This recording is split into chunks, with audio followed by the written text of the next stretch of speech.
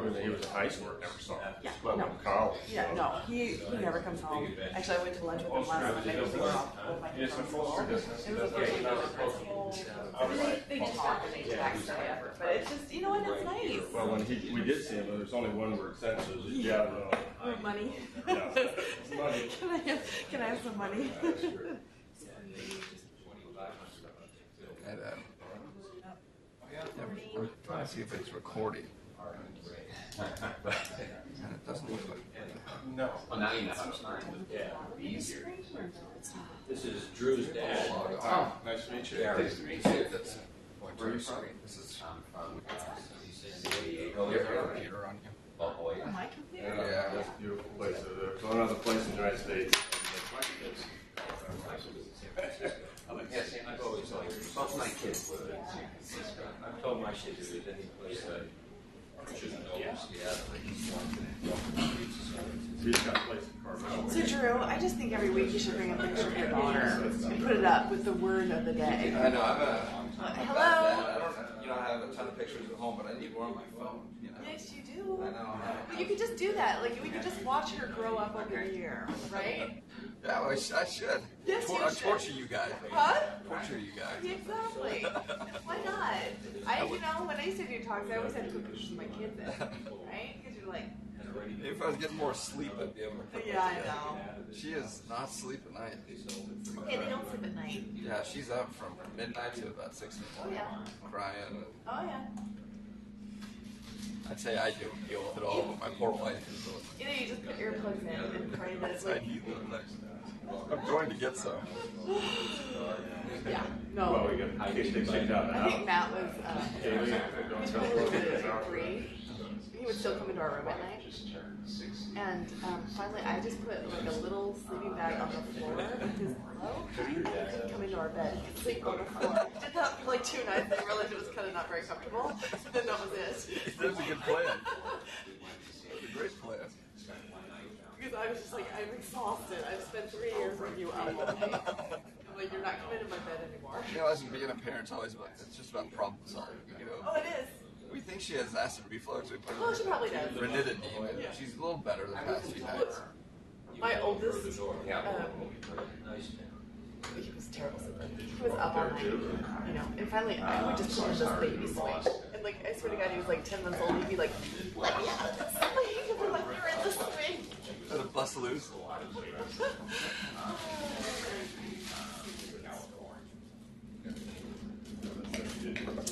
Well, I complain because it's my true skill. I complain for some reason. I did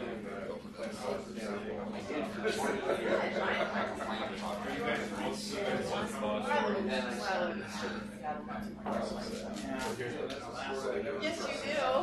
Ingenuous. All the way down.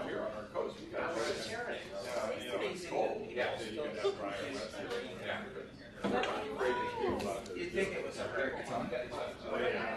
And they jump on the brakes? I go on slow. You made the mistake. Morning, Dr. Brown. Good, how you doing? I made the mistake of staying with my in-laws in Maryland before the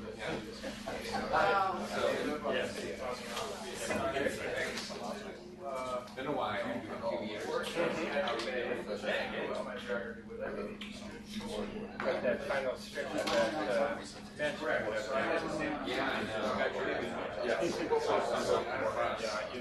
I thought it went Yeah, it's been interesting.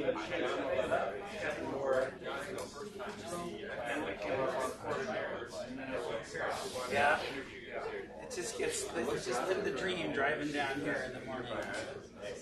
Yeah. I've never had that. No. Okay.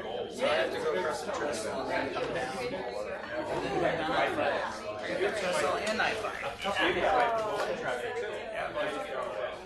Yeah, but, you know, it's still worth it to come down here.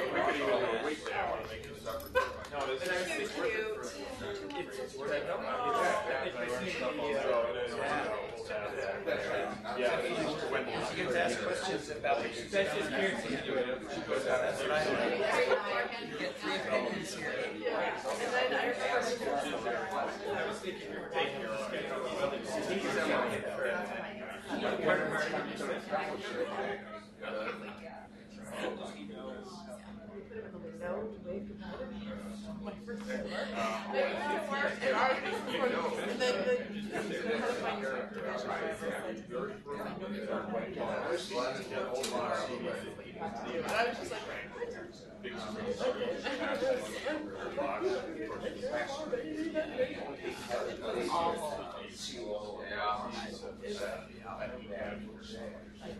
Is your bike now? You look awful dry to it, really, right? Not as dry as I could.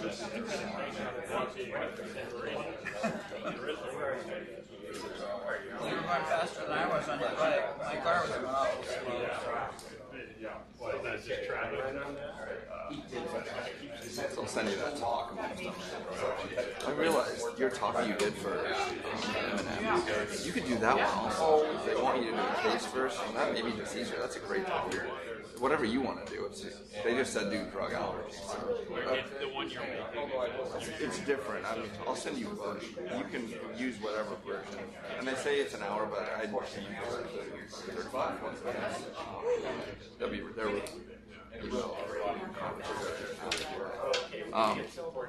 And then next week I'm out. Amy knows how to say it. So she made this journal, so they need someone to bring up the individual talks. I think it's your dad. Kevin knows how to do it. All right, David.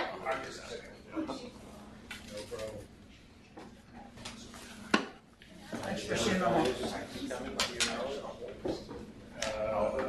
Anybody else? Here comes David running down the track. Wait for him to get in the door. She responded. Yeah, I got you. We switch over to I met an Israeli woman. and then for the blue Place just I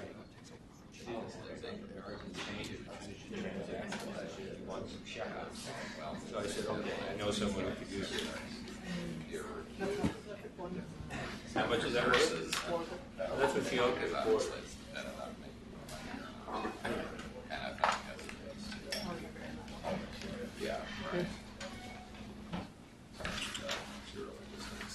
Okay, well, let's go ahead and get the day started. It's really an honor to have a good friend come back here. It's got to be a good friend to come to Seattle from San Diego this time of year and put up with the rain we had last night and again this morning. But Bruce Zuraw, really an international expert on complement biology, especially on angioedema. I still vividly remember the talk he gave a couple of years ago, how valuable and educational it was. And so he's going to give us an update on angioedema. I specifically said at some point we got to talk a little bit about type 3, which is confounding all of us here. For those in the room and on the outside, just remember the system of CME credit is to type in the word bradykinin.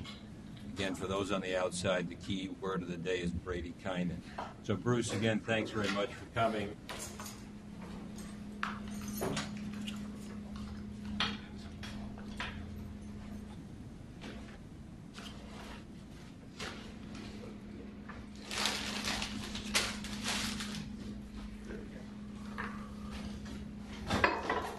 Okay, thank you, Len. It's actually a pleasure to be up in Seattle. When I was in medical school, I spent a October-November in Seattle at Harborview doing an away elective in an infectious disease ward. And I had actually wanted to come up here to Washington. So here I am, not living here, but it is fun to visit.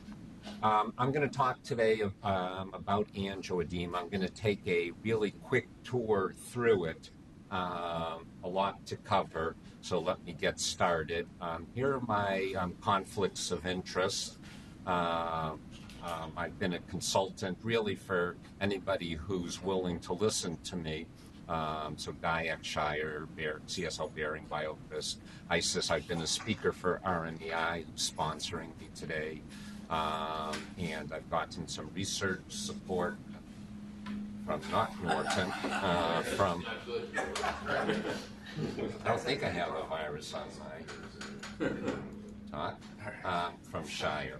But I think none of this will really matter for what I'm going to say today.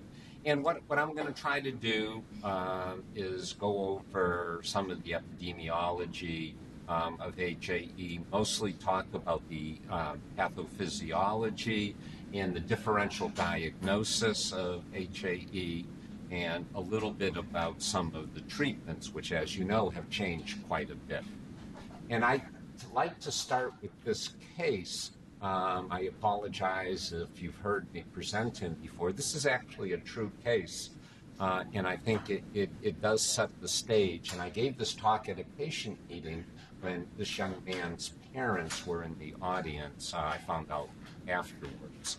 But this is a 19-year-old male with a known history of HAE. He had a laryngeal attack, went to the ED. The attack had been going on for about 4 hours, and for the hour before he got to the ED, he was experiencing some difficulty swallowing. And on exam, besides having obvious angioedema, he had evidence of stridor, his voice was hoarse, and he was unable to spit out, to swallow his saliva, which are all pretty good signs that he has impending airway closure. So he was given epinephrine, Benadryl, and Solumedrol by the ER doc. The patient actually objected, said, I have HAE. I've had these drugs before. They don't work. And he continued to worsen. He got more epinephrine, another injection of Benadryl. The patient was getting worried, so he asked, could he see a different doctor? His ER physician refused. So the patient signed out AMA. As he was walking out, he collapsed in the waiting room, was unable to be resuscitated, was pronounced dead. I wish this were an isolated case. I hear about these cases because I work a lot with the HAE Association, a patient advocacy group. We had another case in Rhode Island. This was in the Carolinas. There was another case a couple months ago in the Carolinas where another young man died in an emergency room. There's still a lot of misinformation out there, and so I think that as allergists, we have to be aware of what can happen and try to prevent it from reaching that endpoint. So as we approach angioedema, I find it useful, and historically I think it was clear that you could say that, well, there's the typical angioedema, which is either idiopathic or allergic, and then there's hereditary angioedema, which is illustrated by this patient, is different. It doesn't respond to the same type of treatments. And that's led to the concept. Actually, Marco Ciccardi, I think, started using this terminology, and it's turned out to be fairly useful. So you can say that allergic or idiopathic is histaminergic. We presume it's due to mast cell degranulation. In many cases, particularly with idiopathic, we don't have direct evidence of this, but antihistamines, epi, and glucocorticoids clearly help. But HAE is non-histaminergic, and treatments directed at mast cell degranulation, histamine, etc., don't seem to have any role in treating this disease. And furthermore, if you compare histaminergic versus non-histaminergic, or histamine-mediated versus HAE types of angioedema, there are differences in the swelling phenotype, so that the swelling tends to be more severe in HAE, of longer duration, a much higher risk of airway obstruction. And in fact, a point I make a lot, and people may disagree, and we can talk about it, but a lot of us in allergy see idiopathic urticaria angioedema. And to my knowledge, there's never been a reported case of a fatal outcome from idiopathic angioedema. It's something that I use when I deal with them. I try to dial down the anxiety in those patients. Abdominal attacks are much more common in HAE than idiopathic or allergic angioedema. And of course, we've talked about the response to the usual treatments. So to try with that introduction, let's go back and try to take apart HAE. You know, what is it? What makes it different? What do we know about HAE? And the story starts in 1888, and the Canadian physician who then became the most famous American physician, William Osler, this was before he went to Hopkins as chief of the medicine service. He was at the University of Pennsylvania. He wrote this article where he really did a very nice job describing the syndrome of, back then called hereditary angioneurotic edema. And if you read the paper, it's as good a clinical description as you'll find even today.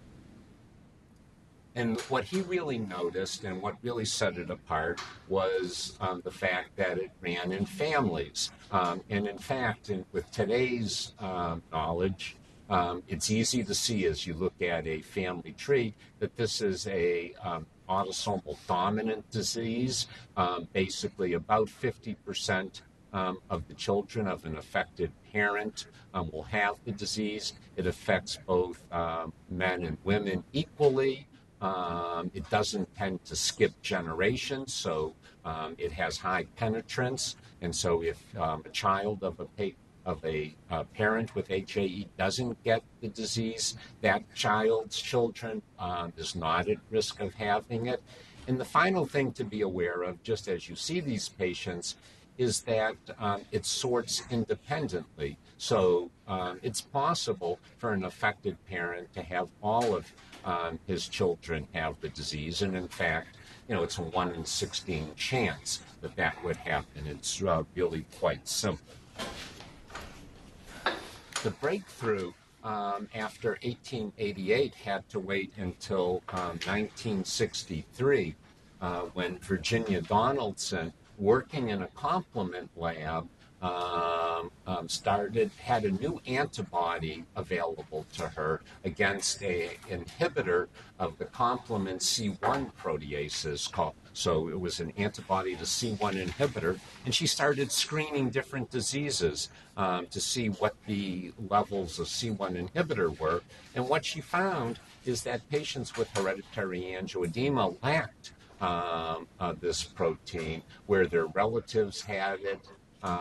Other angioedema cases had normal levels. And all of a sudden, we understood that this was not a neurotic disease, but in fact, there was a biochemical basis for the disease, which was the deficiency of C1 inhibitor, which is a bit of an unfortunate, it's a very important discovery, but given that it was lacking C1 inhibitor, it set the field off in a wild goose chase for 20 years, thinking that this was a complement disease when it's not a complement disease. So the name was a little bit misleading. 2 years after Virginia Donaldson discovered this, Fred Rosen in Boston, and by the way, both Virginia Donaldson and Fred Rosen died only fairly recently, but Fred Rosen found that he could confirm Virginia Donaldson's observation in what's labeled A in this immunodiffusion plate.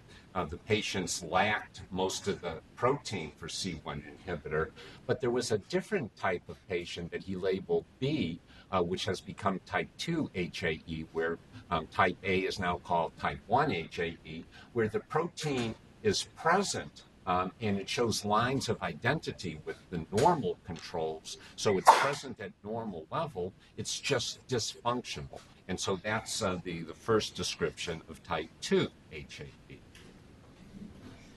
And as we move forward in time, once the C1 inhibitor gene, or SERPIN G1, was cloned and then sequenced, and then we could start looking for mutations.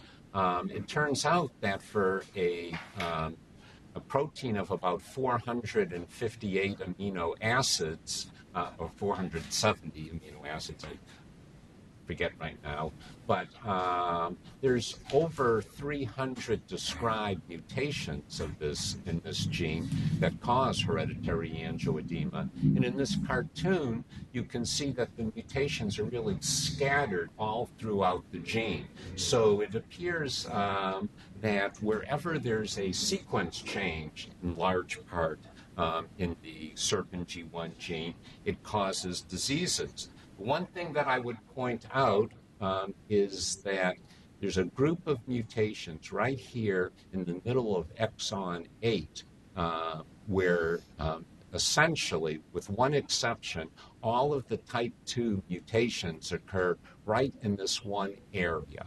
And I'll describe why that is in a minute. So that all of these other mutations, with only a single exception, cause type 1 HAE, and these are the type 2 HAEs. So to understand the difference between type 1 and type 2, we did this experiment a number of years ago where we looked at metabolic labeling. And so we transfected cells with either wild type or mutant C1 inhibitor and looked at how the protein was secreted. And what we could do is we could follow it either within the cell or secreted out of the cell into the supernatant. And you can see that if we transfected with normal C1 inhibitor, it appeared quickly within the cell and then over a couple of hours disappeared, and with the same kinetics appeared outside of the cell because C1 inhibitor is a secreted protein. It has to get into the blood. And if we looked at a type 2 mutation, it looked fairly similar to normal in that it went down and appeared outside the cell. Not quite with the same kinetics as normal, but pretty close. So what's going on with type 2? For that, let's take advantage of looking at the C1 inhibitor protein. So C1 inhibitor is a very stressed, highly stressed molecule. It has the central A beta sheet, which is shown in blue on this slide, and then sticking above it is a reactive mobile loop. So the molecule is very rigid, except for this reactive mobile loop, which waves around, is freely mobile. And what happens is that proteases see the reactive mobile loop as a substrate. It's really a pseudo-substrate. And a protease that C1 inhibitor inhibits comes and attacks this substrate and cleaves the peptide bond right here. And when it does that, the whole molecule, it's called a molecular mousetrap, the whole molecule undergoes a massive thermodynamic rearrangement, and you can see that the reactive mobile loop in red inserts in the central A beta sheet. It pulls the protease down and traps part of the protease within the central A beta sheet because the molecule folds over on itself and it just traps the protease in there. And so knowing that, and knowing that all of the type 2 mutations, actually that area in exon 8 code for the reactive mobile loop, what you can appreciate is a type 2 mutation means that it changes the sequence of this reactive mobile loop so that the protease no longer sees it as a substrate. And so the protease says there's nothing to attack and it's not inhibited. And that's what type 2 HAE really is. What about type 1? Well, type 1 HAE, if we look at the secretion behavior, you can see it's very different. That the protein is not cleared from the cell nearly as rapidly. It's only cleared slowly, and it doesn't appear in the supernatant. So the problem here is that the protein doesn't get out of the cell. And why is that? That's an issue that actually, if I had more time today, I'd spend more time talking about, because I think it's highly relevant actually to a new way to approach treating this disease. But just for the purposes of understanding type 1 HAE, if you think about protein folding, for small proteins, for simple proteins, folding follows a very simple thermodynamic gradient from the unfolded state coming into a funnel and falling right down to a native folded state. But for large proteins, over 100 amino acids, and particularly for glycoproteins like C1 inhibitor, where about 50% of its mass is actually sugars, the thermodynamic gradient for folding looks more like this. It's a funnel with lots of peaks and valleys, mountains, where the protein, as it falls down this funnel, can get trapped in these crevasses. I'm up in Seattle, I can talk glaciers. And that's probably what's happening, and we have evidence that that's what's happening in HAE. In C1 inhibitor, there are many, I think there's about 13 end-linked glycan units, which are fairly stereotypical. They have some acetylglucosamines and then 9 mannoses and 3 glucoses attached. And the endoplasmic reticulum has a mechanism of dealing with this, whereas the nascent, newly synthesized protein is translocated from the cytoplasm into the ER, it starts to fold. When it folds to its native state, some of the glucoses are removed, and when the final one is removed, that's the signal to secrete it into the Golgi. So it's then exported out of the ER to the Golgi.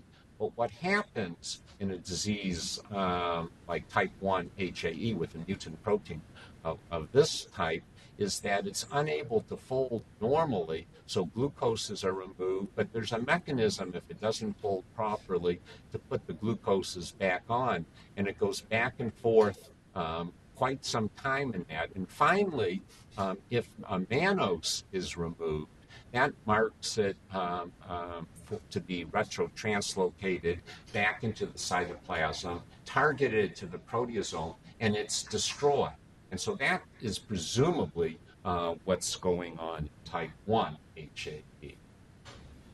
So with that, that's the basis for type 1 versus type 2 HAE. And I will come to the question in everybody's mind later on, but let me stick with the classic HAE for right now. The big question when I got into this area is, okay, well, what's the mediator of swelling in HAE?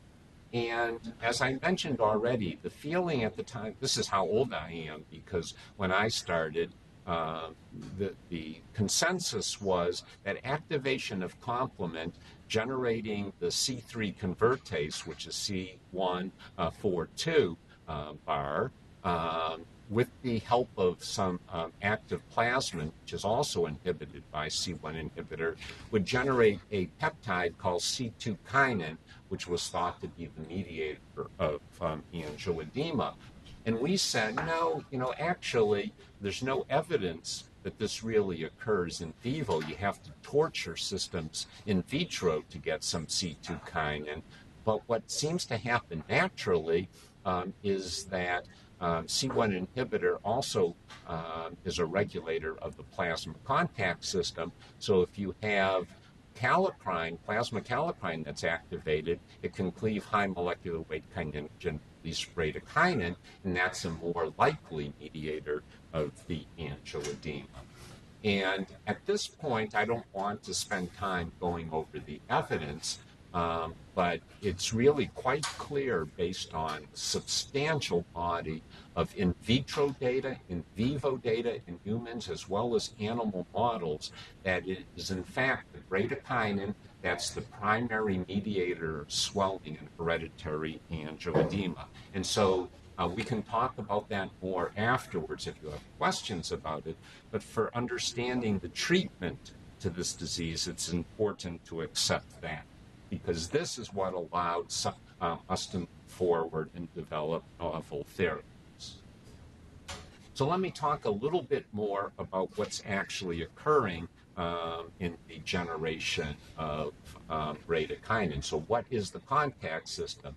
Basically, if this is a vascular endothelial cell, there are some receptors that bind high molecular weight kininogen. High molecular weight kininogen is circulating in complex with plasma prekallikrein, which is a zymogen, an inactive protease, also binds the zymogen factor 12 or Hageman factor, and this is zinc dependent.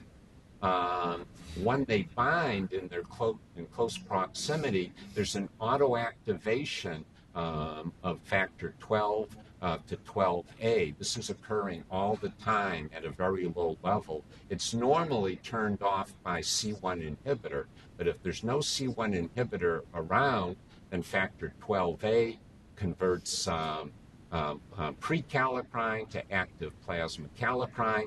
Kallikrein then turns around and activates factor 12 to more 12A, and that now it becomes a very rapid activation process that leads to cleaved high molecular weight kininogen and the generation of bradykinin. But there are other parts of this that go on, so that plasma kallikrein also then can cleave factor 12A to factor 12F, otherwise sometimes called beta factor 12A, and factor 12F is capable of activating C1, and that's probably why during attacks of angioedema you get further consumption of C4, which falls. It's because of the factor 12F, which is able to activate it, and it also activates the urokinase system leading down to plasmin and fibrinolysis. So all of these systems get activated during contact system activation. The bradykinin that's generated acts on B2 bradykinin receptors on vascular endothelial cells, leading to signaling events that increase vascular permeability and then angioedema. It's a little bit more complicated, and one thing that you should keep in mind is there's actually a dual kinin system. So since the key word of the day is bradykinin, let's talk a little bit more about this.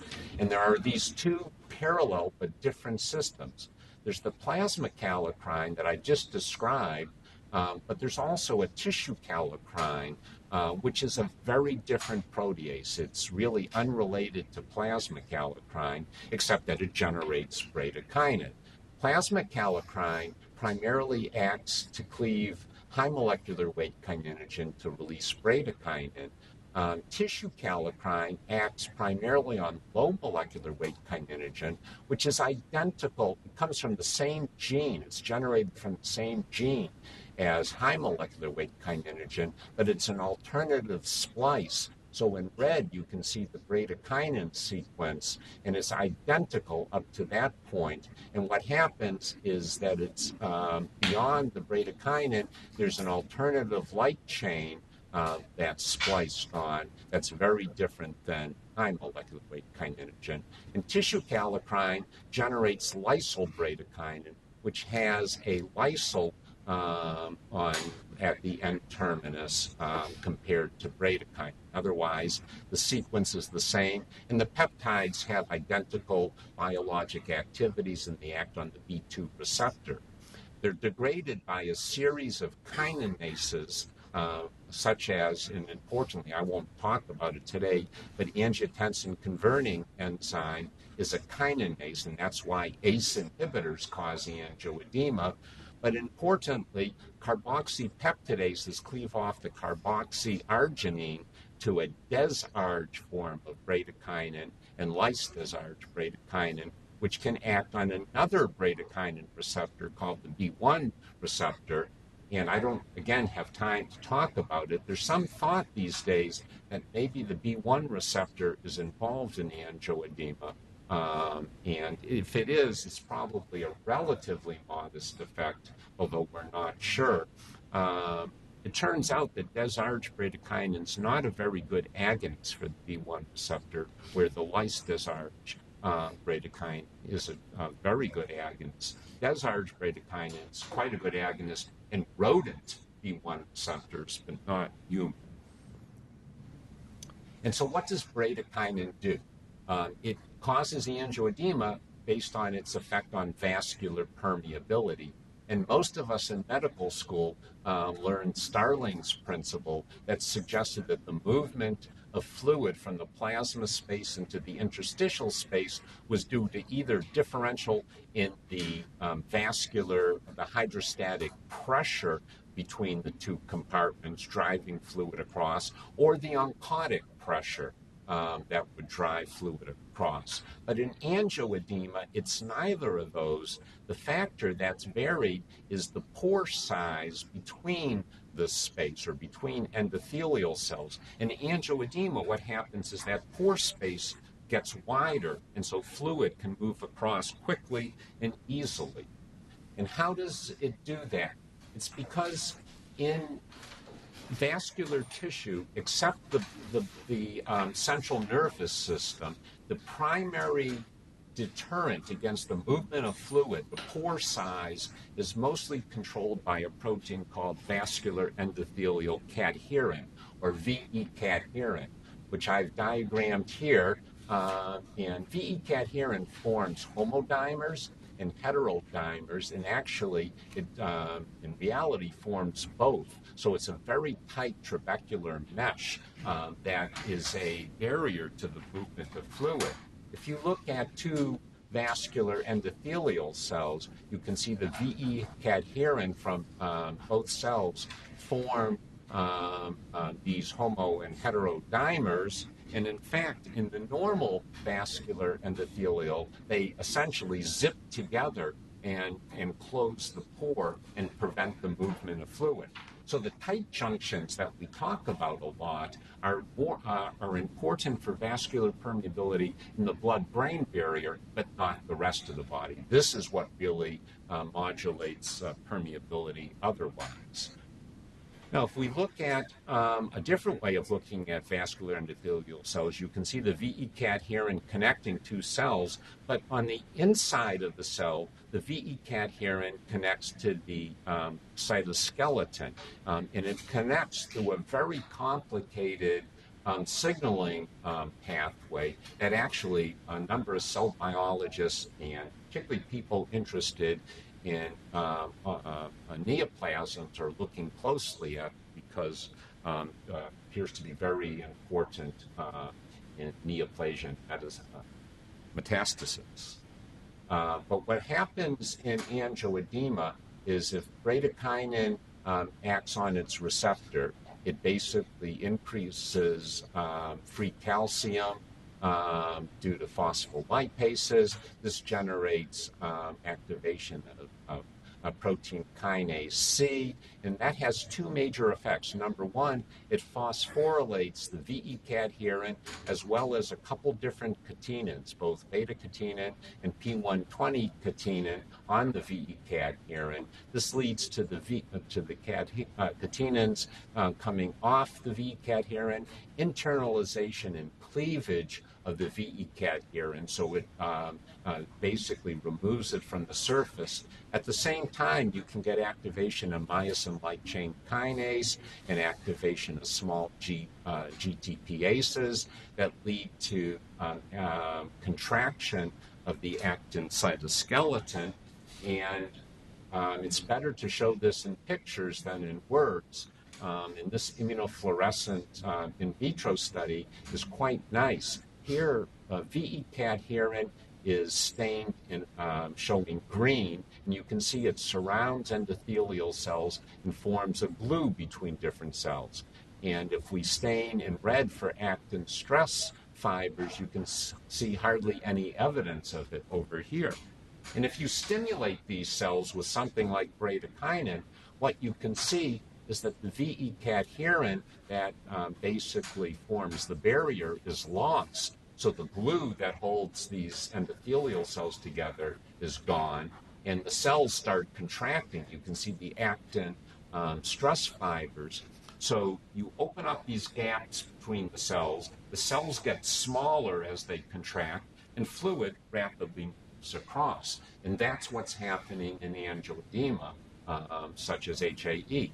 It's also why, and I'll talk in a few minutes about why it's important to treat early, because once the fluid moves across and the attack resolves, the pores close, and there's nothing that's going to suck the fluid back out of the interstitial space. The whole game is preventing the leakage from occurring in the first place. Now, what I've shown you has been in vitro. Does this occur in vivo? And a French group did a nice experiment, and I'll show it here. They first showed that if they added bradykinin to vascular endothelial cells, they found cleavage of VE cadherin into a 90 kilodalton form from its native 125 kilodalton form. So then they looked in the plasma of patients during angioedema attacks, and you can see that before the attack, there was relatively little 90 kilodalton VE cadherin. During an attack, it was much higher, and at the resolution of the attack, it had fallen.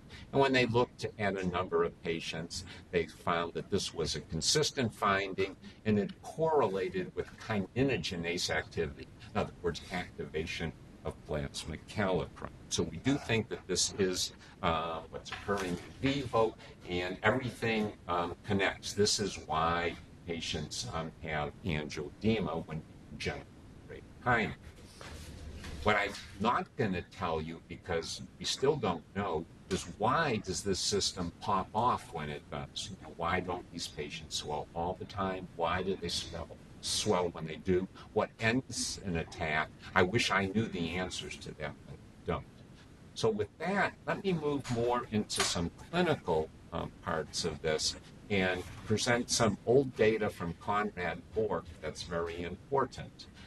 He looked at retrospectively at over 200 of his patients, 5,700 patient years of observation, 130,000 plus attacks, and found that about half of the attacks involved the extremities, the other half involved the abdomen, GI attacks, and only about 3.6% of the attacks involved any other location.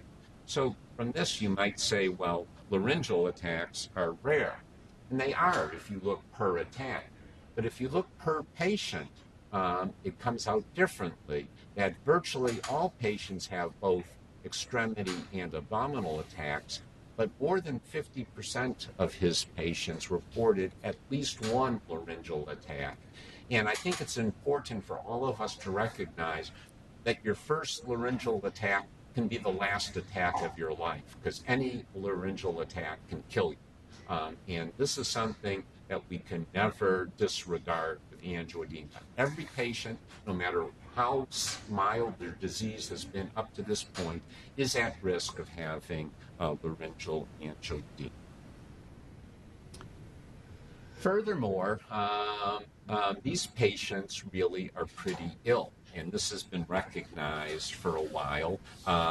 This is from an editorial at the top by Marco Ciccardi and Professor Agostini, where they pointed out that these patients really are critically ill, that many of them have had parents or grandparents who have died from laryngeal attacks, that they're really living in fear from it, and these recurrent abdominal attacks can be very severe. And most of the adult patients that I see have had unnecessary abdominal surgery. And furthermore, even if they don't die or have surgery, there's a lot of morbidity in attacks, and patients can't do their normal work. So that in a survey that the HAE Association did of 457 patients, 100% of them felt that their disease had prevented them from advancing in school or work. And if they asked just about the most recent attack that they had, whether it was a hand attack or whatever their attack was, 50% of them missed school or work. from their last attack. And if they said, well, how many days a year do you miss from school or work? The range was really appalling, 20 to 100 days, which if, again, just put yourself in that situation, that would not be very good for your career if you were missing that amount of work. So this is a highly morbid disease and potentially fatal. And then there was a recent article last year, again from Conrad Bork, looking back over his data. And what he said is, what's the mortality rate today in Germany with the novel treatments available in patients where he had a known diagnosis of HAE, in patients where he was able to deduce that the patient had HAE from family history or post-mortem analyses. And what he found is that if patients, in the 527 patients with a diagnosis, the mortality rate from HAE was 1.33%, still, I think, unacceptably high. But in the non-diagnosed group of 200 plus patients, it was 31%, almost more than a 20-fold increase in the mortality rate. So it's really important that we actually carefully identify these patients and make sure that they get treatment. Luckily, the diagnostic algorithm is generally pretty simple, and we can approach it with just 3 tests, C4, C1 inhibitor antigenic level, and C1 inhibitor functional level. So if the C4 is normal, particularly if you get it during an attack, you've really excluded the possibility of a C1 inhibitor deficiency. If it's low, then you would order a C1 inhibitor antigen, which in type 1 HAE, which is 85% of the cases, is low, and so you probably have type 1 HAE. There is an acquired C1 inhibitor deficiency, so if there's no family history or the disease didn't start in childhood, you might be concerned about acquired C1 inhibitor deficiency, and we typically order C1q, which is low in acquired C1 inhibitor deficiency in most cases, and generally normal type 1. It's not a perfect test, but it's reasonably good. If the antigen is normal, well, it could be type 2 HAE, so you have to measure C1 inhibitor functional levels. And I'll just say that most of us get the Quidel assay, because that's what all of the labs offer, and it's not a terribly good assay, in my opinion. If you really want to get a more sensitive, if it comes back normal and you say, doesn't make sense, I would get a chromogenic C1 inhibitor functional assay. You have to send the blood right now to the National Jewish Complement Lab to get the chromogenic assay. It's more widely available in Europe. It's not a harder test, it's just not widely available in the United States. And that should be low in type 2 HAE. So it's a very simple diagnostic algorithm that should be able, the tests are pretty cheap, and you can screen with C4. If you really have a high index of suspicion, I get the C4, the C1 inhibitor antigen and function together. If I have a low index, I'm just trying to exclude the diagnosis, I'll just order C4. But despite the ease of making the diagnosis, there's a documented failure to do this. And Mike Frank, who spoke earlier this year, published a really lovely paper in the 70s on HAE, a really good review. And at that point, they did a survey of their patients, and they found a 22-year gap from onset of symptoms to the correct diagnosis. And that's really quite awful, particularly considering the data about the mortality rate being so high prior to diagnosis being made. And just think about it. This is a hereditary disease, so oftentimes the parents might have the diagnosis and nobody catches on that the kid who's having recurrent abdominal pain has hereditary angioedema. It's a real failure of our diagnostic acumen. We've done better in recent years, so a number of surveys, both in the United States with the Angioedema Association and some European surveys, it's found 9 years or 10 to 15 years, a little bit better, still not adequate. I spoke a year or so ago in Japan, and I'm convinced that the delay in Japan is like 30 or 40 years. They say, the rates of angioedema, 1 per 50,000 that you described in the United States and Europe don't apply here. It's a rare disease, but they're diagnosing people in their 40s and 50s for the first time. They're simply missing the diagnosis in Japan, whether it's because culturally they don't want to admit that they're having recurrent angioedema or they're just not thinking of it. I don't know. So you really, if you think about it, I'd say just order the test. I do it in everybody I see who might have angioedema. Even if I don't think they have it, a C4 is so cheap and so easy that I order. This is the data where we found about a 9-year gap. And what I'm graphing here is the age of symptom onset versus the age of diagnosis in 650 HAE patients.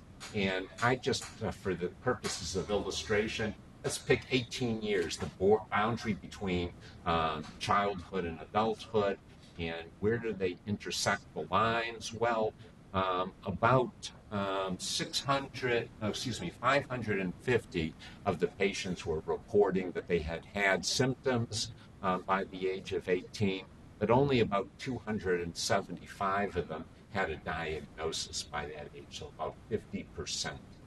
Really still pretty appalling. Bruce, if they have hives and angioedema, will you rule this disease out clinically without even doing testing?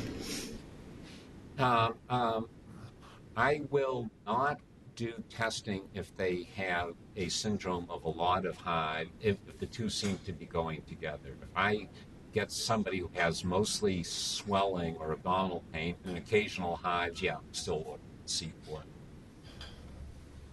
It's also important to realize that this is a pediatric disease, and 50% of patients start swelling before the age of 10, 80 to 90% by the age of 20, and only a few stragglers after that. And I'm not sure that we're just not getting a good history.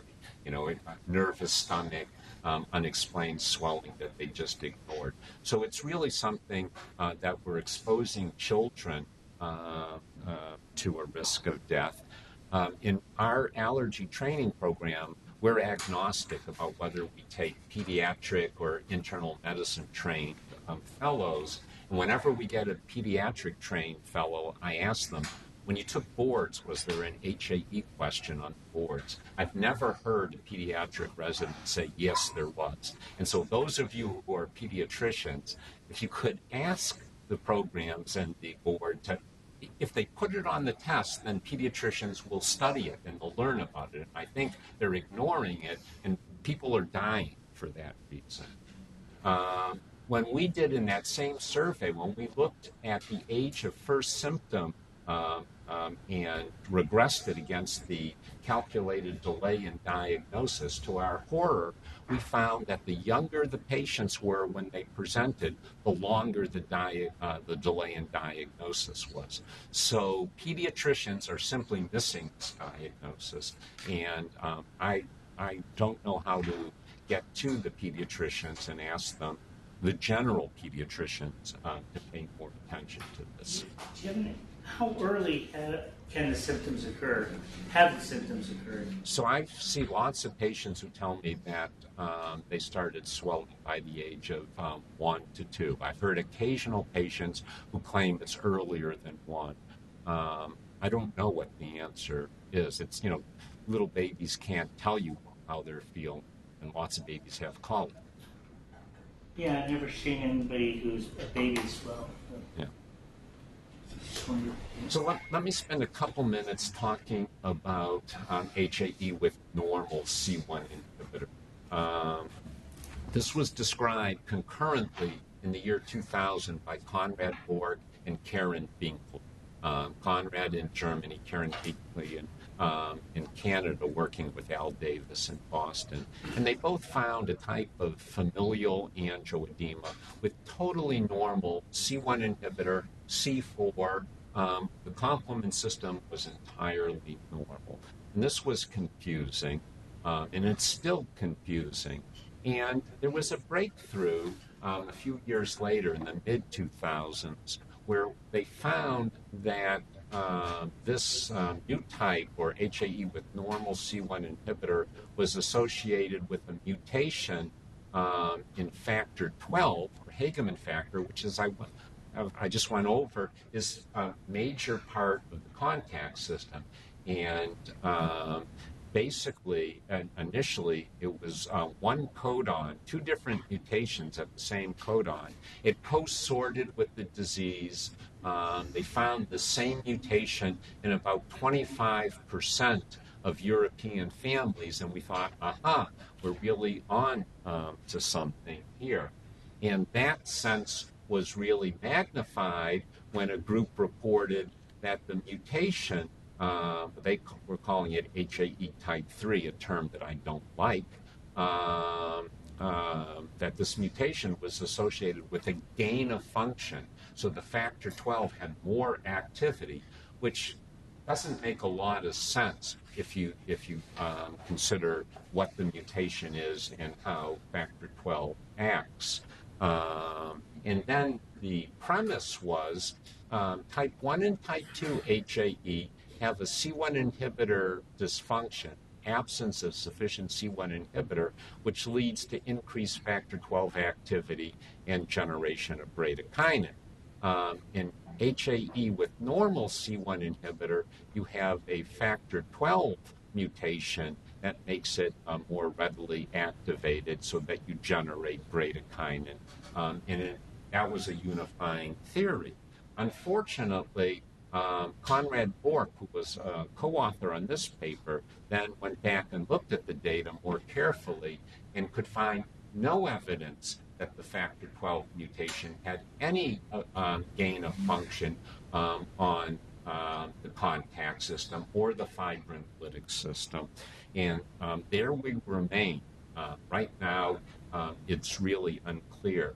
We had a conference on HAE with normal C1 inhibitor, and I tried to reconcile these two observations. And when you have everybody in the same room and you can probe and hit them time and time again, you learn details that the people don't put in publications. Well, it turns out that this data, what they don't have in the paper, is that this data was obtained during an attack. And I believe it's probably true that during an attack, patients with HAE with normal C1 inhibitor have greater kininogenase activity.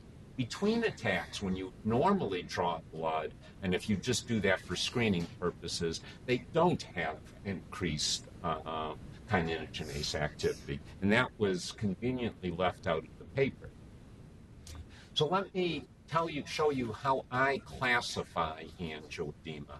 You may do it this way or not, but at least I'm going to show you how I think of it. I first will divide it in my mind between hereditary and non-hereditary.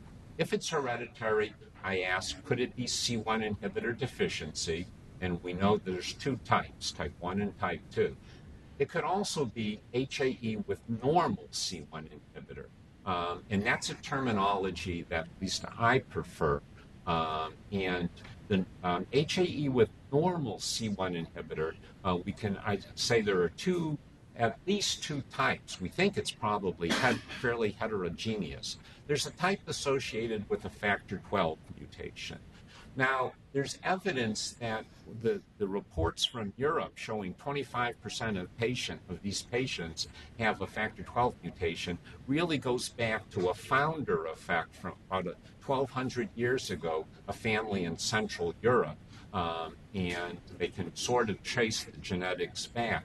In the United States, we're finding very little evidence of factor 12 mutations in these patients. So the other subgroup right now is unknown, and there may be a variety of different defects. That's something that more work needs to be done. And I expect as when we open the Angioedema Center at UCSD, we're going to be looking carefully at that. Of the non-hereditary forms, then I would divide it into histaminergic and non-histaminergic. The histaminergic are the typical ones that we see, idiopathic versus allergic. The non-histaminergics could be acquired C1 inhibitor deficiency, idiopathic, non-histaminergic. We have no idea how common or rare that is, or whether these patients really are part of that group. Right now, there's no good way to discriminate between them if you don't get a good family history, or of course, ACE inhibitor-induced angioedema. And for the most case, I've already gone over the diagnostic algorithm. What this adds is HAE with normal C1 inhibitor and shows the great challenge that it looks completely normal and it's indistinguishable from idiopathic angioedema. There's a number of groups who are pursuing diagnostics that are trying to discriminate these. My sense is ultimately we're going to have assays that will allow us to discriminate it, and probably if we go with the TAC plasma and look at robust assays of contact system activation, we're going to be able to bring some clarity to this. From this conference, we came out with a recommended diagnostic criteria that's fairly strict for HAE with normal C1 inhibitor. So we said it had to be recurrent angioedema without concomitant urticaria, normal C1 inhibitor function, and normal C4. We said that you have to try high-dose antihistamines, an equivalent of 40 to 60 mg a day of cetirizine, or the equivalent, and show that they don't respond to that. And then either you had to have a factor 12 mutation or you had to have a believable family history. Now, it's not a perfect set of criteria. We know we're missing people because we know that HAE with normal C1 inhibitor, unlike HAE due to C1 inhibitor deficiency, this form has a low penetrance, where the penetrance is very high. So we know that there are asymptomatic carriers, particularly males. It's an imperfect diagnosis, but until we get a lab test, it's the best we could come up with. And with that, let me transition into, I'm running out of time, into therapy, go fairly quickly. And just, want to make the point that knowing that it was the contact system allowed us to really design therapy. So we have C1 inhibitor that stops contact system activation. We have a calantide that blocks plasma kallikrein, and a contabont that blocks the action of the B2 bradykinin on the B2 receptor. And with these drugs, we now are in a time when our goals ought to be not just to keep patients alive and out of the hospital, but to give them a normal life. And so the first part of managing these patients is think about triggers and minimize them. So physical trauma, infections may play a role. Medications for sure, estrogens and ACE inhibitors ought to be avoided. And the role of emotional stress is clear, but it's not very easy to decipher. On demand. On-demand treatment of HAE, we now have plasma-derived C1 inhibitor, acalentide, and acantobant. They're all very effective. Androgens have no role in on-demand therapy. The route of administration is different, and the risks are different. A plasma-derived C1 inhibitor, you have to give intravenously, so there's problems with that. It can be administered at home. Acalentide has a small risk of allergic reactions, and home health nurses have to give it if it's going to be given away from clinics. Acantobant hurts when you inject it. There's a potential theoretical risk of some cardiovascular issues if you give it during a ischemic event, but it's easy to self-administer. This just shows you, this is with acantobant, but they would all be about the same, how efficiently and rapidly it works in laryngeal angioedema to open the airway, so they're life-saving. These are some studies showing that if you give the drugs early, that they work better, so that they increase the speed of resolution, particularly complete resolution, which makes sense if going back to how permeability occurs. So give the drugs early. Show this. This is a paper that we published with Eric Hock, showing that even if you look at extremity attacks, hand and feet attacks, that patients in a large percent of cases say, if you particularly look at dysfunction, that almost 80% of them felt that these attacks caused dysfunction. They couldn't walk or they couldn't do their work. So even extremity attacks, they're not going to kill you, but if we're trying to give these patients a normal life, we've got to deal with extremity attacks. So the HAE Medical Advisory Board has ended up recommending that all patients should have access to at least one specific on-demand drug, that all attacks, irrespective of location, should be treated, that on-demand treatments, most effective when administered early, and of course laryngeal attacks, you still have to be careful. This is data from Wolfhard Kreutz, who did an interesting experiment where he gave patients low-dose C1 inhibitor at the very first sign of an attack, and showed that he took people with severe disease and basically stopped the attacks, and they didn't have any attacks that developed. It's sort of on demand, and it's almost prophylactic. And if we think about prophylaxis, there the goal is to prevent attacks rather than to abort them. There's short-term prophylaxis and long-term prophylaxis. In terms of which medicines work, you're really limited to plasma-derived C1 inhibitor, androgens, and antifibrinolytics. Antifibrinolytics are not that effective. Androgens are variable. Works very well in some patients, not well at all in other patients. The plasma-derived C1 inhibitor is almost always effective, though for some patients who don't seem to respond. The problem with androgens really is the tolerability and side effects, which are considerable. This is Mike Frank's classic study showing that androgens are very effective in a group of patients for prophylaxis. The problem was he was using 600 milligrams a day of danazol, and that you're almost sure to get substantial side effects at that. And in fact, Mike went back and published this.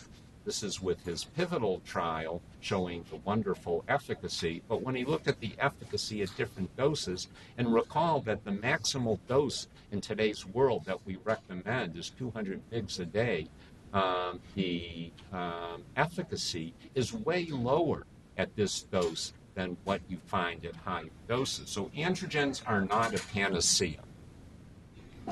Side effects are multiple, and because I've gone on too long, I'm not going to go over this list carefully. And multiple studies have shown that it's unusual to find patients on androgens who don't complain of at least some side effects. What about plasma-derived C1 inhibitor? This is the pivotal study that led to its approval, and there was only a 50% reduction in attacks, which, if you think about it, for an expensive medicine isn't very good. But when we looked at the open label data, it turns out in the real world there was about a 93% decrease in the amount of swelling. Furthermore, in the real world, people don't take the medicine twice a week like they're prescribed. So we looked at the interval from every 2 days up to every 16 days, and there's a very nice curve. So the longer the interval, the greater the risk of a breakthrough attack. At twice a week, the risk is pretty low. Even at once a week, a number of patients actually did pretty well. Others swelled. And there's lots of questions left about who should go on prophylaxis, how do you select the right patients, and of course, what drug should be used. And I just wanted to point out, when we look at attack frequency, what we find is that about 60 some odd % of patients have at least one attack per month. No difference really between males and females. And about 30% of patients have 2 attacks per month, which is what we used in the New England Journal paper for C1 inhibitor prophylaxis. And almost 20% claim to have about 1 attack per week. So there's a lot of patients. There's actually more disease activity out there than most physicians recognize, because patients don't talk to you about this. So the HAE Medical Advisory Board basically has suggested that long-term prophylaxis is appropriate for patients who don't get sufficient benefit from on-demand therapy. And that's an individual decision between the patient and the physician. What are they trying to do? Is it working? You have to be careful with androgens. You shouldn't use more than 200 mg a day of danazol or the equivalent. Don't use it in pregnant breastfeeding women. Don't use it in children. If you're on prophylaxis, you still need on-demand therapy because you're still likely to have some breakthroughs. Question, Bruce? Yeah. You showed data that 90% of the HAEs are not controlled by 200 milligrams a day of danazol. Not fully controlled. Yeah. Yeah. Now we have 200 as the max recommended dose. I know sort of contradictory. It's not contradictory. It just depends on if you want to use androgens, you have to deal with that. In my own thinking, I used to be a strong proponent and force patients to take androgens.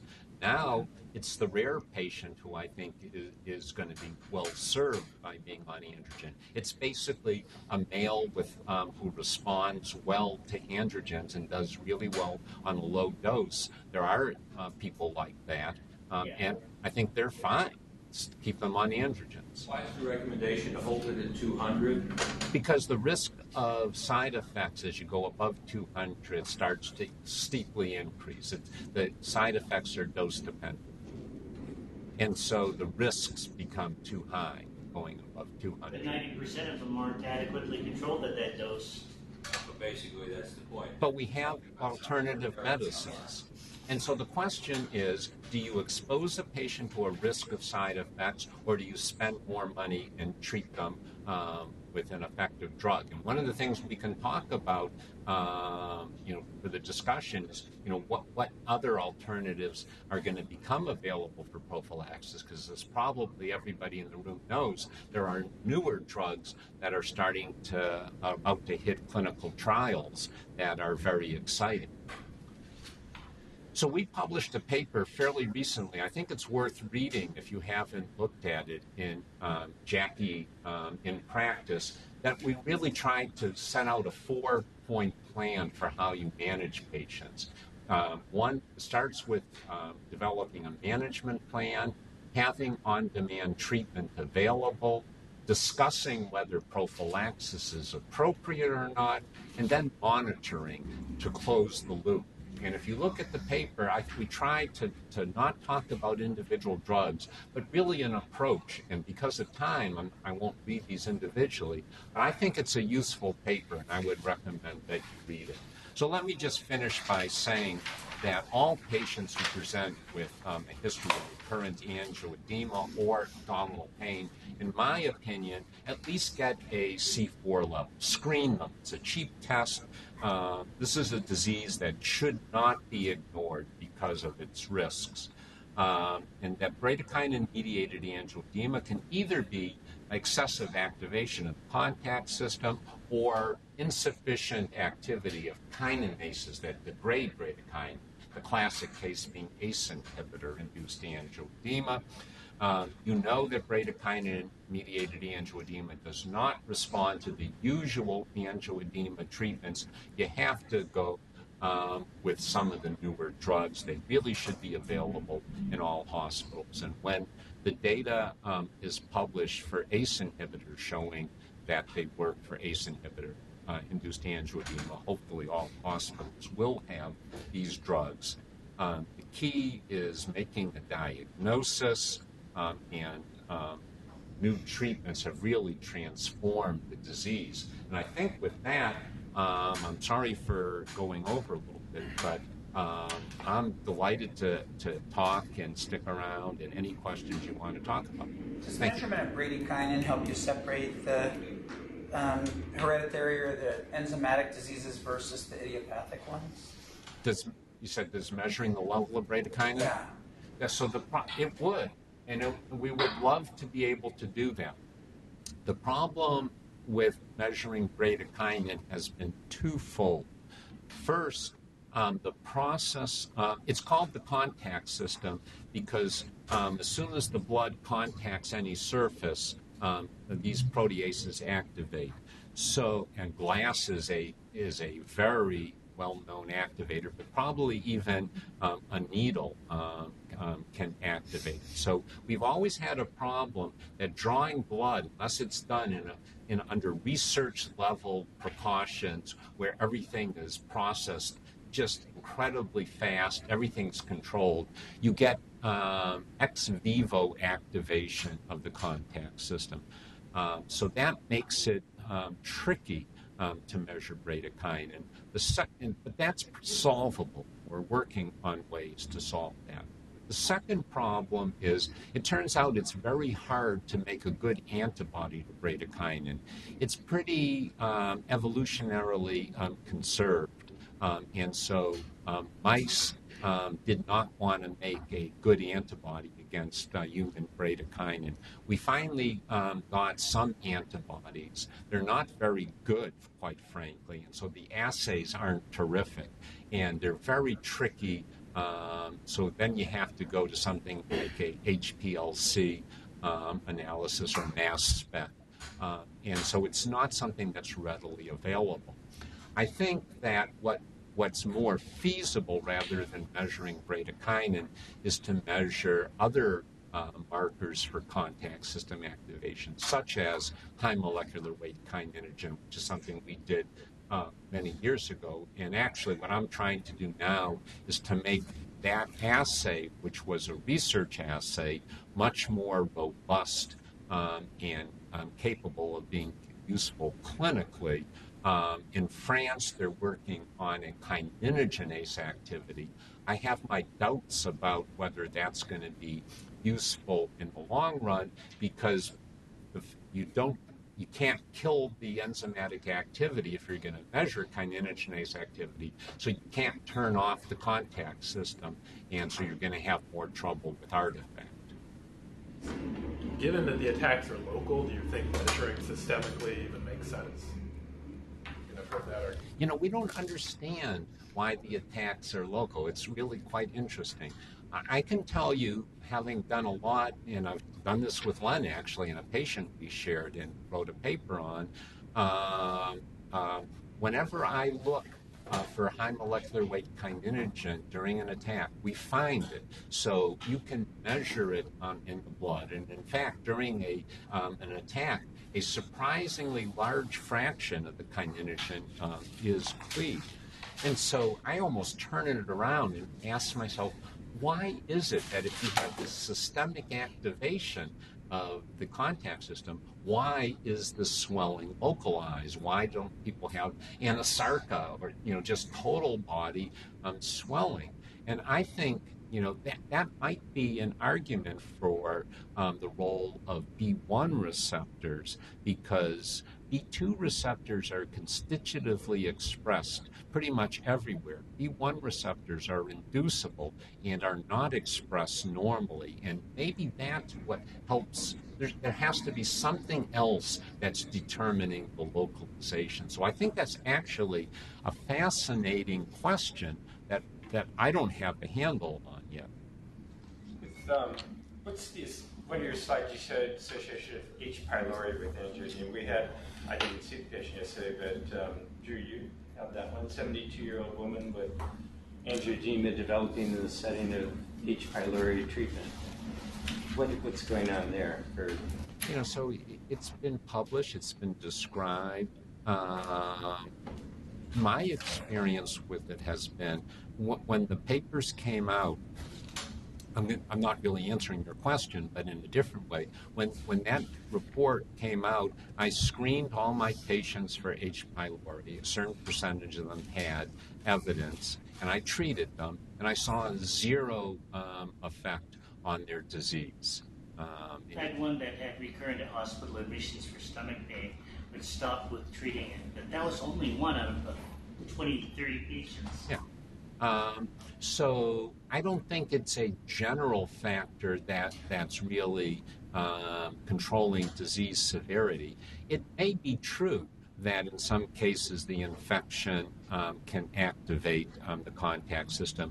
There's been work done for both viral and bacterial infection showing that various infections can activate the contact system, and that so there may be links that would allow an infection to activate the contact system. So it's not feasible association. I just don't think it's an important fact, and I put it in there because it's in the published literature. There's two questions. One from the outside was, do you still prescribe epinephrine? Just more, even we know it doesn't. We have a firm diagnosis. It really doesn't work. So I don't. No. The other, I'm wondering theoretically. But let me just make the point, because it's dangerous in my mind to stop there. I don't give patients epinephrine, but I do make sure that they have an on-demand therapy that they have ready access to. And I think that's what our role is now, that we have to assure that. So I just wanted to throw that in. Yeah, the other question I'm wondering, this is a potentially fatal. The question really is, why does this disease exist? Why didn't it extinguish itself? Why do you have as many as 300 genetic variations in the gene, and all of this complexity in a disease that can kill people until the modern era? Why didn't it just extinguish itself? Yeah, so I'm not aware. I mean, often we think of, well, does it have some benefit? The contact system evolved to be a early warning system. It activates the immune system to infection, to trauma, to multiple things. Maybe, having a hyper responsive contact system, which is really what's going on in HAE. Maybe it has some selective advantage in some circumstances, at least long enough for people to procreate and pass the gene on. Otherwise, don't you think it has to be a hot spot in the genome? Because you didn't mention this, but I've seen that 25% of cases are de novo mutations. Yeah. So probably something about the gene or the surrounding genomic material makes it a hot spot.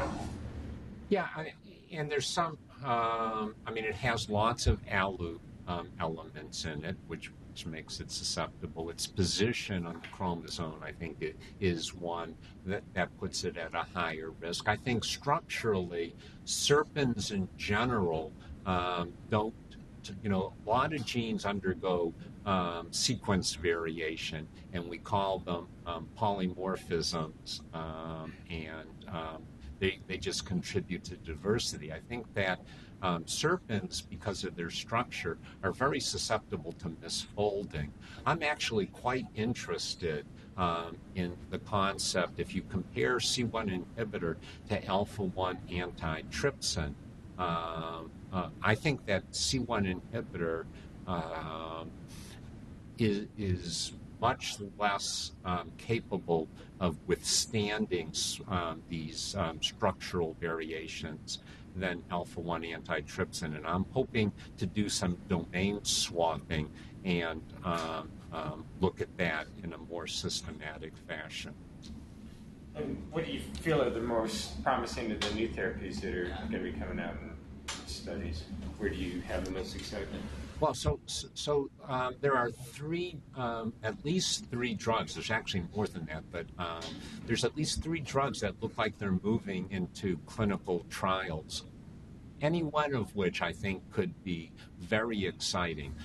So one is taking the plasma-derived C1 inhibitor that we have and using it by subcutaneous administration. And there have been some phase 1 and even phase 2 results that show that basically we can get sustained, good, steady state levels that should just turn the disease off, and that it's well tolerated and it looks very promising. The second is a fully human monoclonal antibody that blocks plasma kallikrein, that blocks plasma kallikrein, active plasma kallikrein. And if you think about monoclonals, it's subcutaneously administered, so you give it once every 2 weeks or once a month, just a sub-Q injection, and it ought to, in my opinion, unless we run into something unexpected, it should stop attacks. And the third is a orally available plasma kallikrein inhibitor that looks like it has sufficient bioavailability to be able to block plasma kallikrein. So any of those three agents, in my estimation, would mark an enormous advance over what we have now. Now, I'm giving you a biased perspective.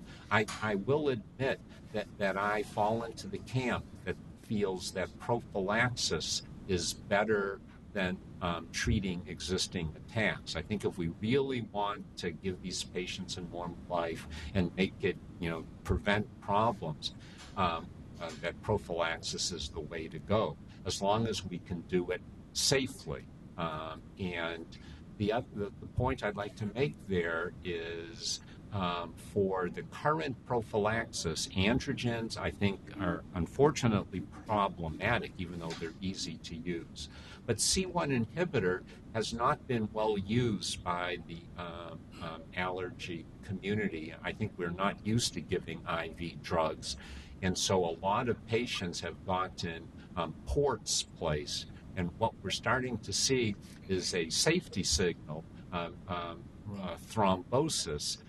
We haven't seen infection yet, but that will be following if we continue to do this. I think ports are an invitation to disaster, and so I worry quite a bit about the placement of ports.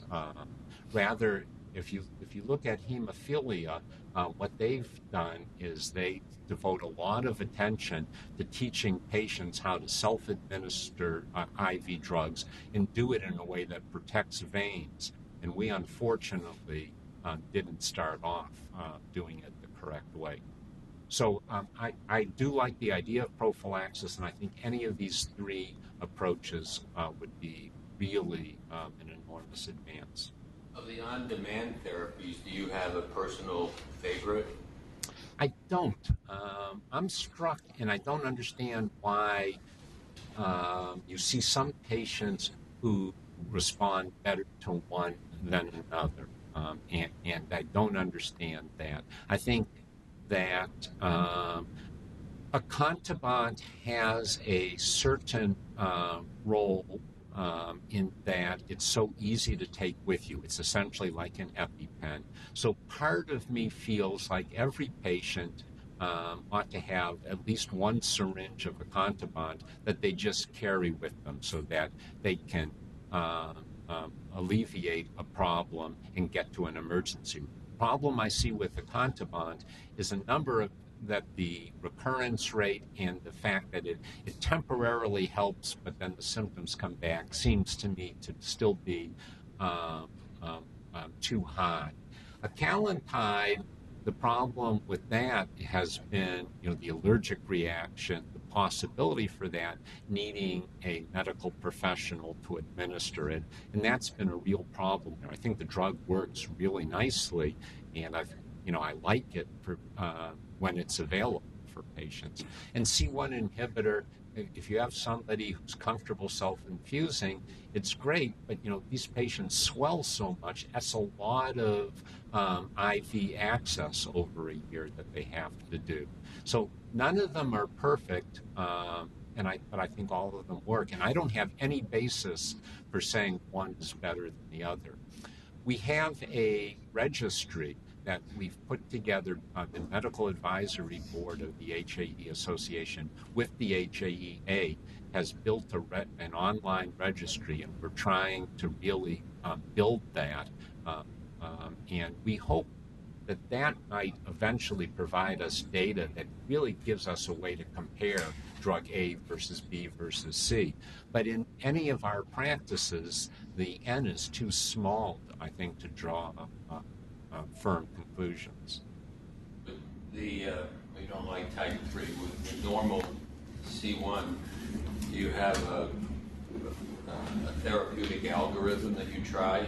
Yeah, so I do pretty much what other people do. I first try withdrawing estrogens. I give progesterone. If they're female, obviously, I'll give that a try. I'll then try either Amicar or tranexamic acid, and if none of those work, I typically will start with Acantibont. I'll try Calantide.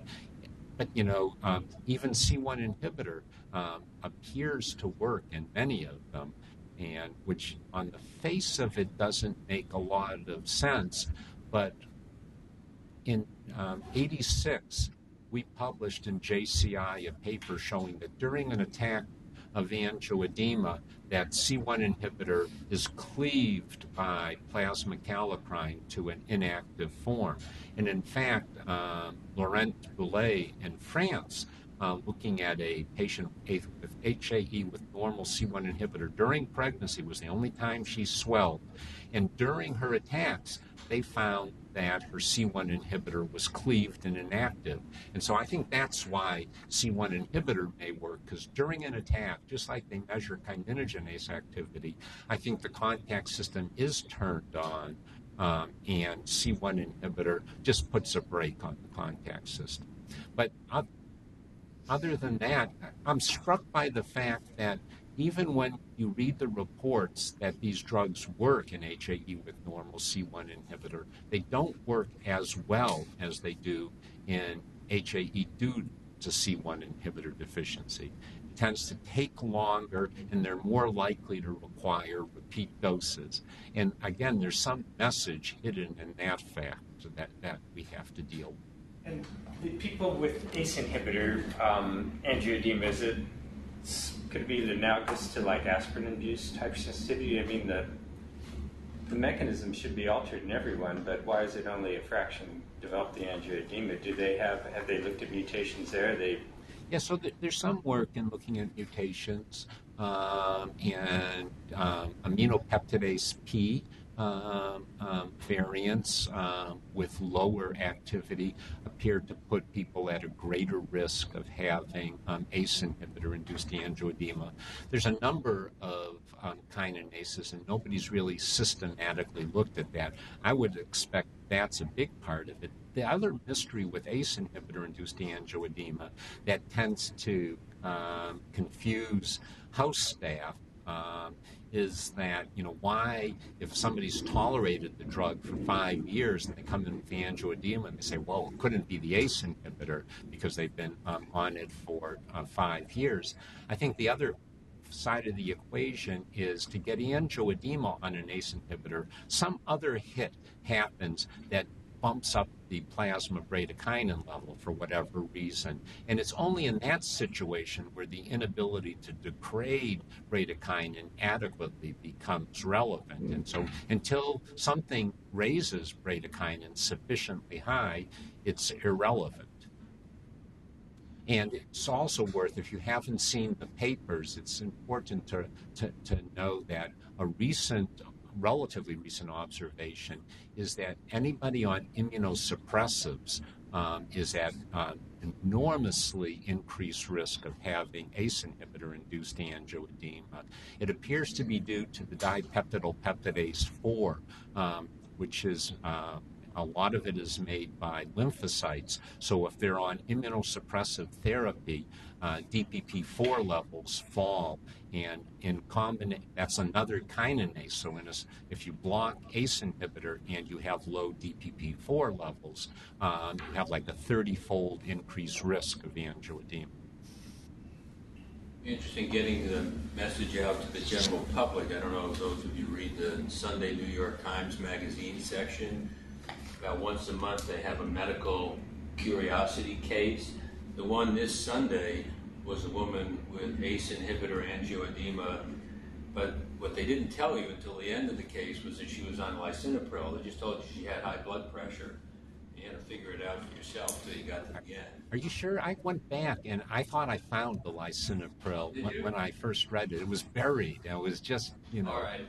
Or I know what it was. They gave you the link to the intern's note, and it was on the intern's note. But it wasn't in the printed copy. Yes.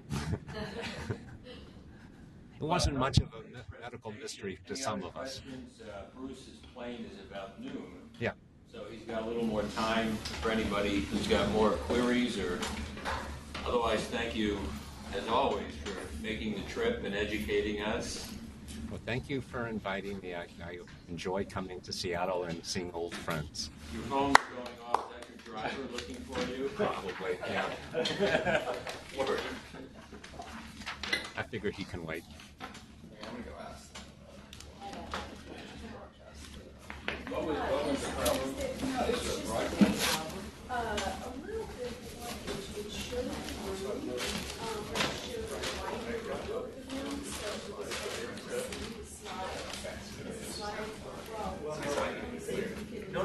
Here, see right here. So we just made this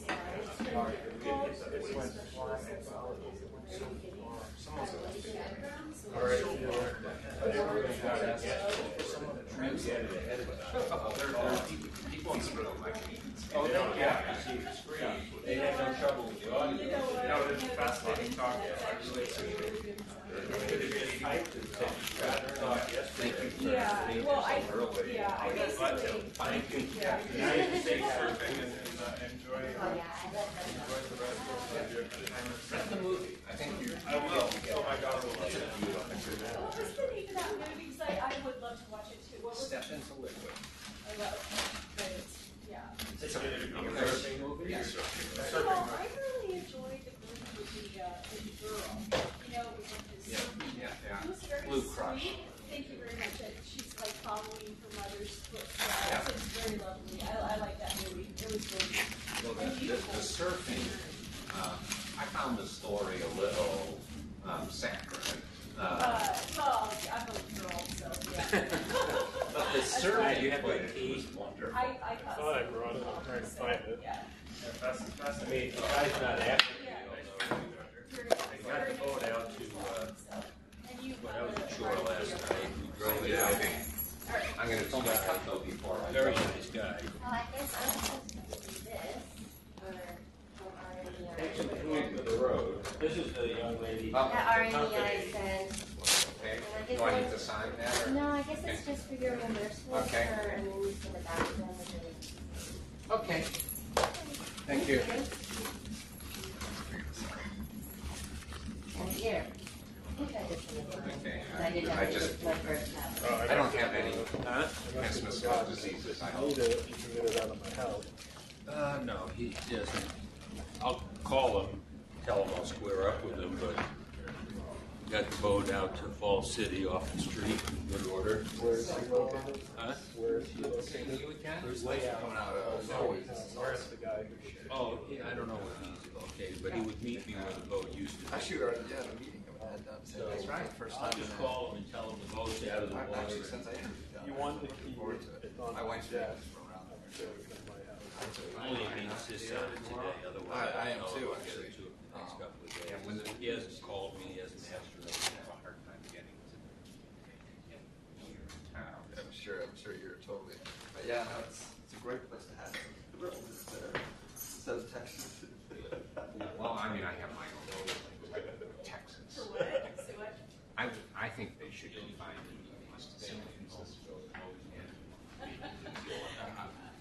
I know New York is expensive. It's so much fun. Oh, yeah. I circled this one for a few years. So. But places like Orlando. I know. I'll see you down there. Take care. Thanks again. Okay, take care of yourself, thanks. Yeah. So what do we think? Sorry about that. We've got total state of the art there. Reading the slides, but the thing is like, you know, what I should have told her. Well, the other- had reminded me is that they get the slides. The ones that are savvy would have figured that out. So. Yeah. Not that they're not savvy. Well, He was supposed to have one of those limos, but someone else, this is not running. Oh, okay. No, it's it is running. It's still recording. No. It's tough because this comes up in the middle of the broadcast. I didn't realize it. I think the picture you showed me initially, the review, but I just didn't put it together that it wasn't. Yeah, it just wasn't, because you usually see, like, the view of the room, because you always see, like, the speaker. Yeah, usually it's set on up. the There's a side, small and it's speaker on the maybe- side. It's usually. It was just last week. It was So similar. the speaker is usually on the side, and it's usually the slides. And The over major slides. view is the PowerPoint itself, and that's what streaming content is normally. Okay, all right. Yeah, 2 weeks, and then this happened last week too. So. What's the view I selected? I think it's your Was it- resolution on your computer. Okay. Because that it's usually showing changed. now, and we're in this. So, Oh. resolution. Should I just change that? Oh, I already changed You did, it, so okay. I was just going to this. Yeah, Is that's this the what view you- we. That's the one you normally get, Yeah. but you weren't getting this. Because if I go here and then up, Can you, like, take off the discussion at the end? Yeah. Can you delete that? I can do it. Yeah. That would be cool. Oh no, 'Cause no we're one's like- still listening. You'd be, I don't know, you might be surprised. so it's delayed, so we'll see if the PowerPoint goes up. So that's broadcasting the screen. So yeah, that's the view we want. So it wasn't was. the view, was it the view that we selected? That I selected? Well, I mean, Is if that you the do, problem? okay, yeah. So the PowerPoint is working right back. If you cycle through and you get no signal, that's a different floor box that it's trying to cycle through. So if you go through again, it should come up like that. That'll bring this up automatically. Yeah. If you cycle. Yeah, it should. Set the camera. So sending camera. Self view there. And then share laptop. And it will cycle automatically to bring this up. Yeah, it What should. if someone's in the other room? Will that? No, their rooms are they're divided. Is that no? That's a Hey, sensor. what time are you going to be here next week? I'm just I'm curious. normally here 'cause at 7:30. You are? Okay. No, I'm going to be on my own next week, and I just, if we Here, run into let's- a problem with the views, I don't want people to, I'll be. yeah. I'll show I you. know, I know. If we change it, you Let's guys just had keep it there. at. The lower. We don't I need think- the high resolution. Yeah, A I'm lot just- we don't do a lot of pictures in. So whatever is going to keep I this. think this is the one that. So then you hit, the sequence is send camera, self-view, and then cycle laptops. Is that right? Did I get Yeah. that right? We'll either cycle laptops or send here. And And that's So never self-view. the reason that wasn't coming up is our resolution was too high, so it wasn't able to broadcast on the screen. So cycle laptops. See, and then I'll bring that Okay. up. Oh, so you just changed the resolution on this, and it'll save it as a default. Yeah. Okay. It should I keep don't know how this. that changed. It's 1280 by 768. That's weird. That's Never even the- This touched came up that. 2 years ago. We were on. I mean, we never, touched that. That's when we were on Citrix. Oh, okay. So I didn't think it was an issue. Shows my limited knowledge of this stuff. All right. So Okay, that should, so I don't have it to should be hit back to self-view. normal. I'm sorry. I just want to. So on my so sheet just where it send- says send content Yeah. or cycle laptops, those are the same thing. Gotcha. Basically. Okay, so it's like, and then that will, and then just check on the screen to make sure that What was it's happening? showing. Yeah, the resolution was too Because high. I think it was. Do you think the reason why we missed it is because we had the word of the day and that was big and up on the screen? No, No, just the resolution. Okay. All right. No worries. So yeah, this shouldn't be an issue next week. So it should be back to Yeah. how we normally did it. Okay. hopefully. Okay. Awesome. Oh,